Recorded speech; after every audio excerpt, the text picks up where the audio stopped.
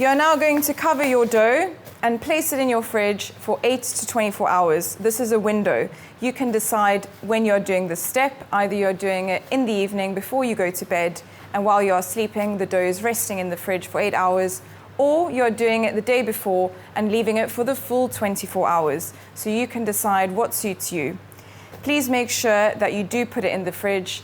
Unfortunately, your dough will overproof if you leave it out, so it does need to relax and chill in your fridge for at least 8 hours.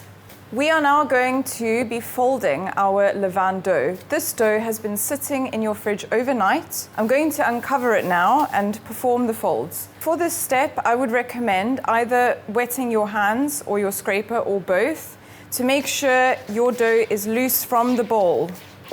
I'm going to be sending my scraper down the side to make sure it's nice and loose. And then I will dip my hand in water just to make sure it does not stick too much. Pretend your bowl is a clock, 12 o'clock, 6 o'clock. I'm going to pull 12 o'clock up, give it a nice little stretch, and over to 6 o'clock. Then I will give my bowl a quarter turn. This is to ensure we are not folding the same side of our dough. Hand goes back in the water. You're picking 12 o'clock up. Look at that nice stretch. And over to 6 o'clock. Quarter turn and repeat. This is now number 3.